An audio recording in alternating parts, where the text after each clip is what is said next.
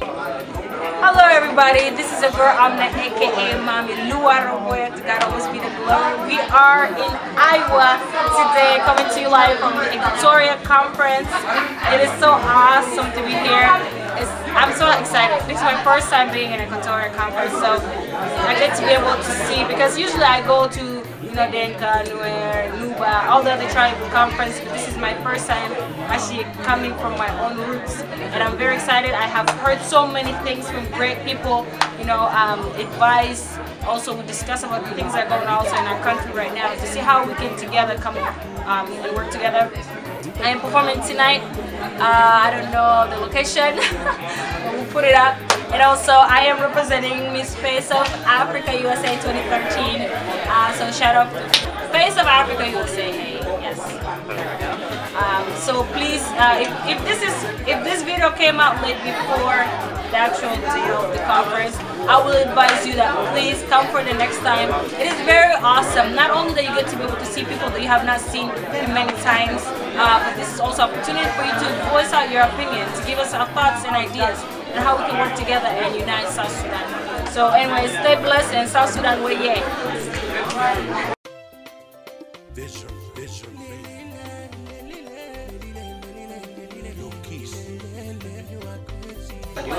Hello again, so much for tuning in to Africa Youth in Action. We are here today with Manny all the way from Nebraska, and we are located today in Iowa. He's also a Sudanese artist.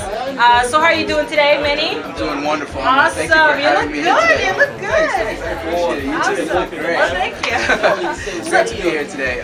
It's Manny Joe, straight from Nebraska. I'm here to represent the youth and help them out. Yeah. So basically, is this your first time coming to the Equatorian Conference? This is my first time ever being in an Equatorian Conference. I've never been in an Equatorian Conference before. This is like my first time. The reason is because I realized like a lot of youth have been listening to my music and stuff like that, and I inspired some, and I hope to inspire and catch attention to more. Therefore, that I parents to show up here and kind of shake hands, kind of meet others as well, and show them my music and my shirts and stuff like that, and also just to get the reach out the word out there, like artists, Sudanese artists, and young artists, we can all do it. So how do you like it so far? Do you think it's organized? And also, like, I noticed when they discuss in there, they have nothing about youth. Yes. Like, how do you feel about that? Are we not being given a chance to speak out? Honestly, I feel like with this convention and everything, it's mostly about the adult. It's capturing the attention of the adult.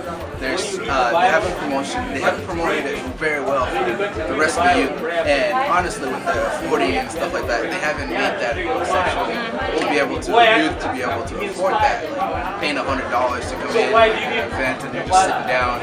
And I feel like a lot of youth don't like this because we think of it as foreign. We're not doing a lot of youth activities, and that's what I think we kind of have to reach into and get into. And kind of, with our South Sudanese community, kind of mainly focus on the youth. We are the next generation, and I feel like as artists and as whatever we do, we just try to motivate it and push it out there.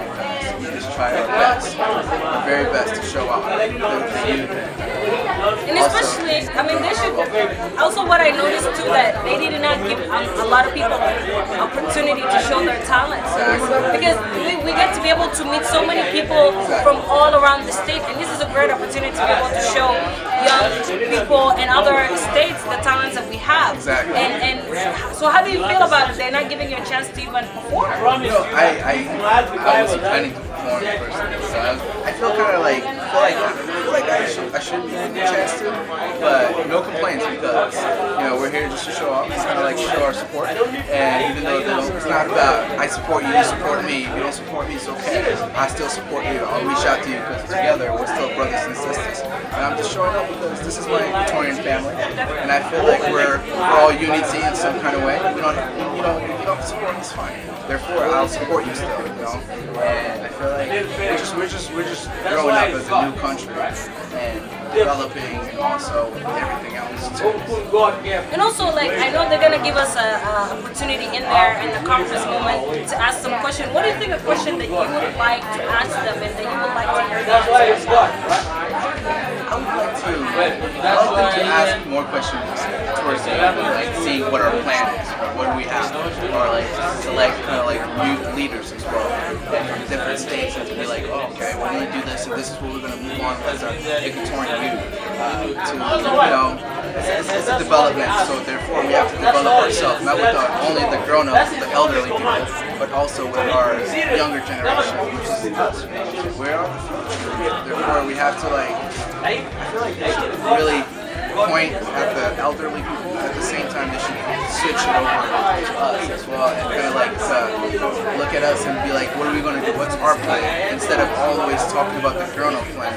That grown-up plan is going to die soon. We're the first generation of this country, and we're going to take the lead. Say 10 years, 20 years from now. Wait, you can't be 50, 60, 70 and try to lead the country forever. You have to, your time will end and you'll die. And therefore, we are the next one, and we're the forever young, staying out here until our next generation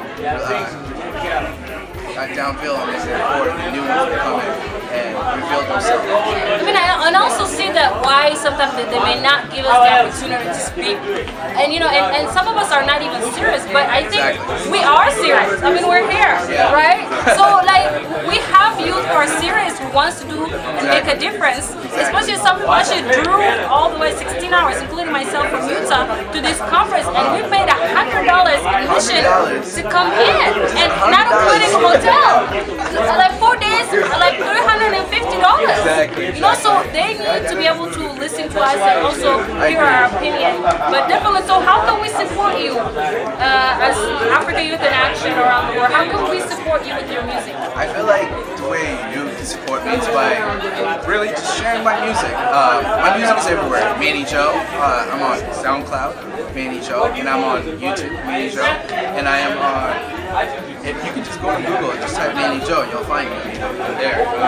My message is also not always going to be convincing towards to leading the youth to do this thing or that thing. I have some moment in my music and my lyrics that I feel like I need to express as well as an artist, because I'm very sensitive about my feelings as an artist, and I have to share that. I'm not understanding what I'm saying, because it's like therefore my message is not always going to be the best, but therefore I do deliver the good music from my heart, I believe. And just to support, just share my music and just go online and just look at Manny Joe and just like look at what Manny Joe does. And if you like it, support and share it on your wall or Twitter or anything. And if you don't like it, it's fine. It's okay, because I believe as an artist, our music is not going to be beloved by everybody else. And I realize and I accepted that. Therefore, you have to accept that my kind of music as well. You know? That's how I feel. Well, thank you so much, Manny Joe, for tuning in with us for African Youth in Action. Thank you for having me. Awesome, no problem. Be blessed. Thank you. See you guys.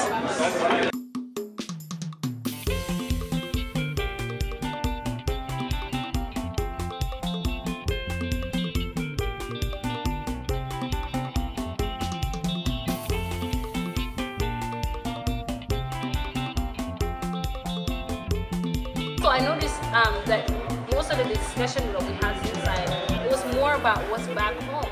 Because, of course, definitely this is more about what's going to happen, because we are coming here to the United States to educate ourselves and go back home. But also, don't you think it's important that we also discuss some of the issues that we have here? Because we also live here and you have to deal with the things that we are facing here. Because a lot of the youth around, and also not even just youth, but families are breaking apart in the United States. How do you think those conferences here that that's a very good question. ESSCA has a dual role. First and foremost, deal with issues right in the diaspora, especially in America, in the United States. We recognize that, of course, that people came as refugees, trying to adjust to new life can be a very, very, very big challenge. We have recognized the fact that families are going to break down, and we have recognized that there is need for ESSCA to play that mediation role. That's very important, because hey, we find ourselves here and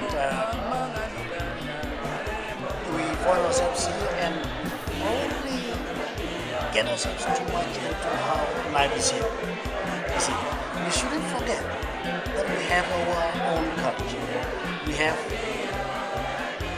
our own ways of, handling issues like that. I mean, you can handle it in a way like back home. It's totally different. Where you talk to, if you have issues, bring a relative or friends to come and discuss the issues and try to fix those issues at home.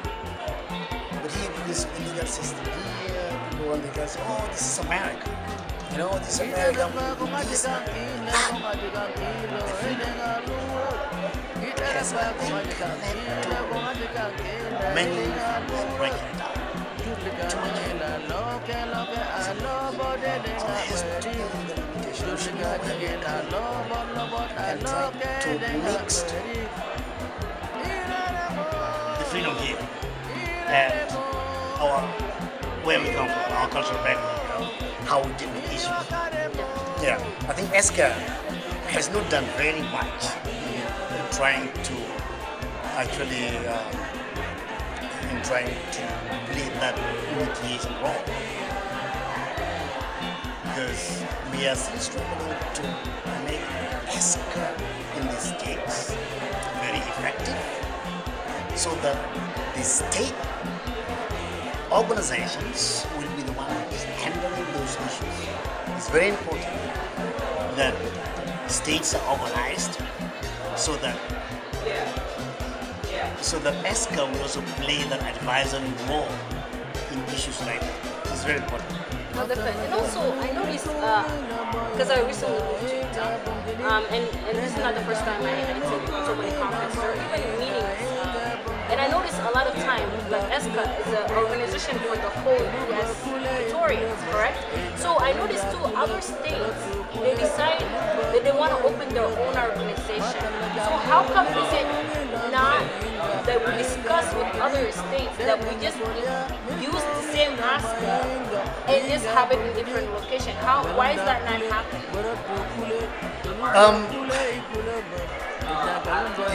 I think it depends. It depends on the needs of every state. We in the ESSCA, that's what we want the states to be. We want the states to be part of ESSCA, use ESSCA. We open branches all over.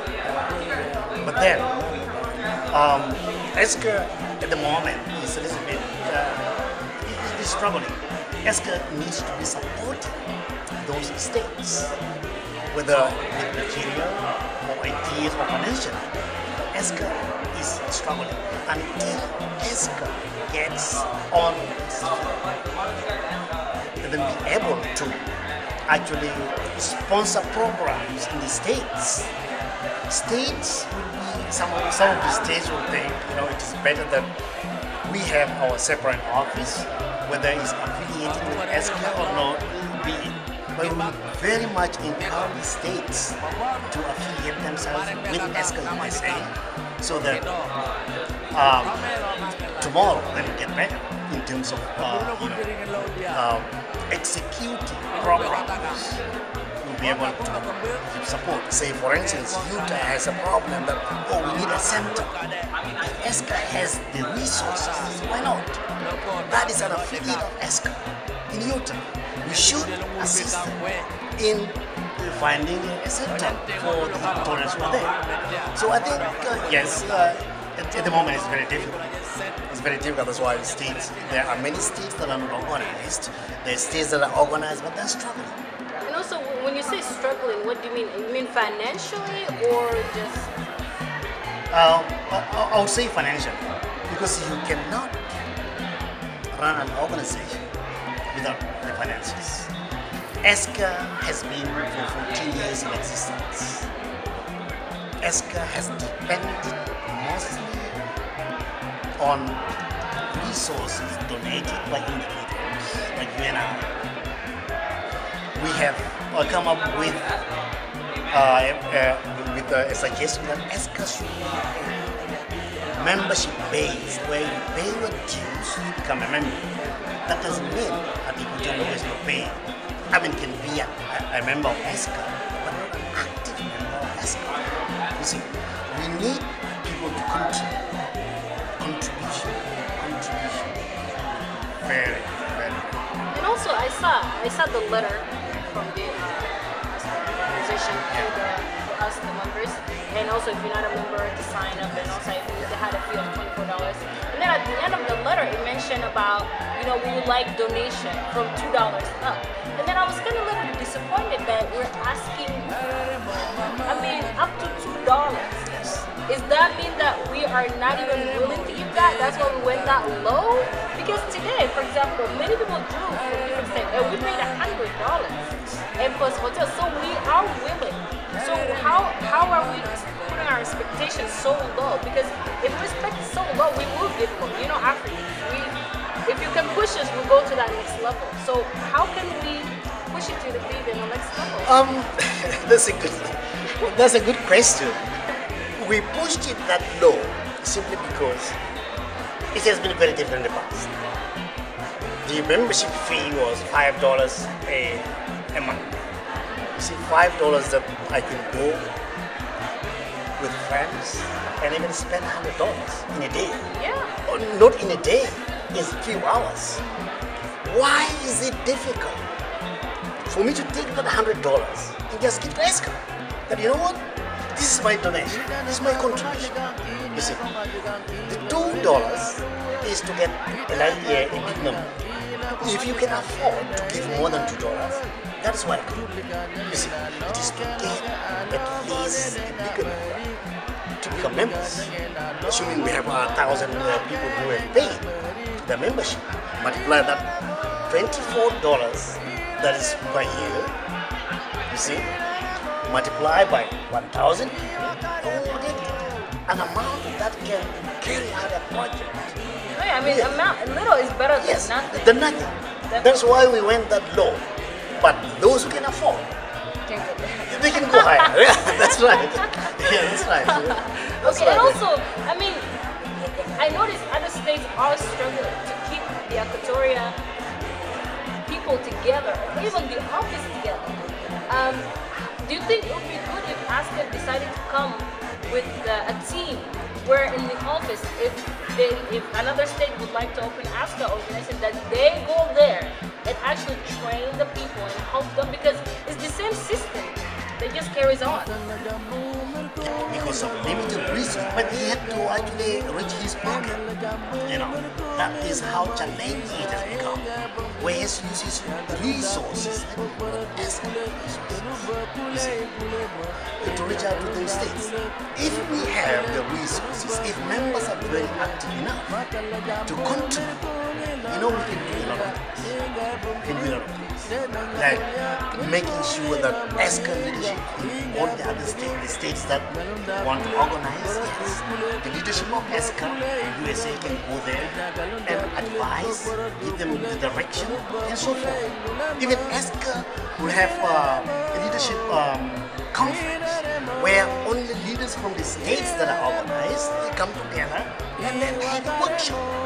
These plans are all put, they are there on paper, but again, yes, the contribution is very.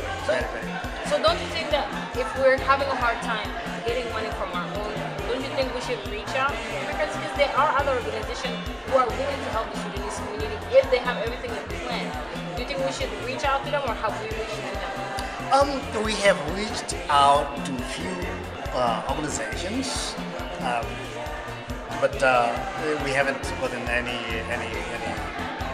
support yet. I think reaching out only once is not going to solve the problem. We should do that to many organizations. And again, the key here is most all ESSCA USA executive governors. There is nobody who is actually paid to do the job.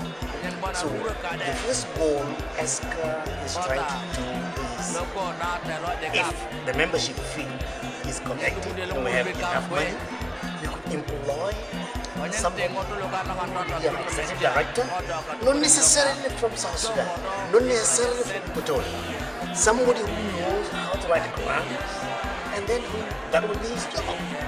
Do the job, write the grants, and then the grant will come to ESSCA. Another alternative would be to team up with some other established organizations that already know the game, how to, write, you can team up with them. And then when they write a proposal, ESSCA also is included, so that some money that is gotten from the proposal goes to ESSCA.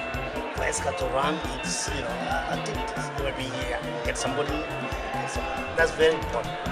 So what advice would you have for the youth, and also what advice could you give for the members for us to be active?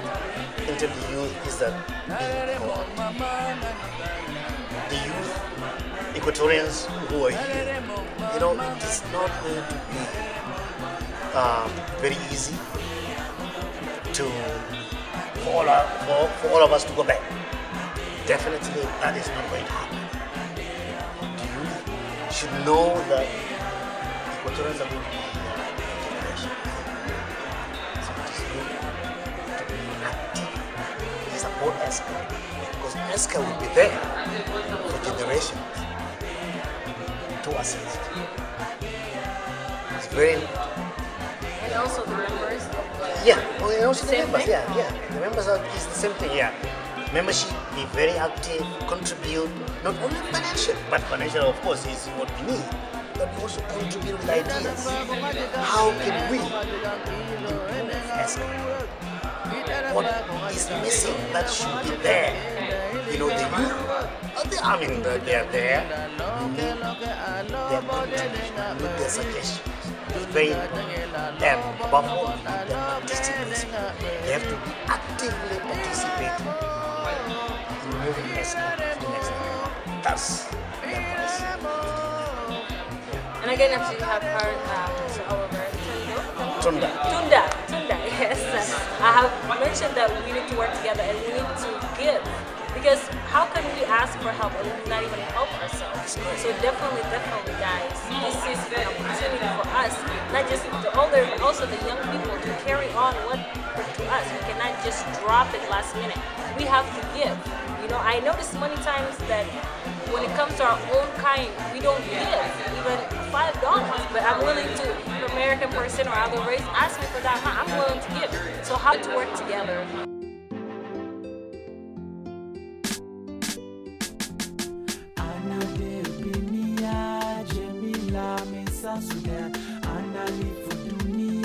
Alright, thank you so much again for tuning into Africa International Show today. We have two gentlemen with us again as well. May you introduce yourself?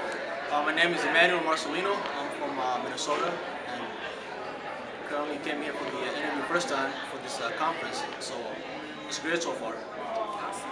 And your name? I'm Emmanuel Wani. I'm also from Minnesota, Rochester. It's my first time being here, so it's really overwhelming to see that. Okay, awesome. So what ideas do you guys have about this? Like, are you guys feeling like this is a great thing that we're having a conference here today? I feel it's a very good thing, but the thing about it is I feel like we should have more, I just once a year, stuff like that. So almost like three times a month or something like that, just to get people awareness and stuff like that. 3 times a month? That big of a conference? I mean, after like three months maybe, and just every 3 months, something like that. And I mean, how do you feel? Because I notice a lot of the Sudanese time, they don't really seem to come together only in conference, funeral, wedding, or party. Do you think we need to have more events such as soccer tournaments or stuff like that will be able to unite and come together? I feel like that would be a good idea, but I feel like mostly when you do something like that, events like that, people usually just come for the party, not for really actually trying to. So let me ask this question: What do you feel you're coming here today to gain? trying to gain some knowledge and see what's going on. See what is it that can help. Just understand what's going on. And do you think, based on the information they provided for us today, do you think you have gained that knowledge that you drew for your many hours to gain today? I say a little bit.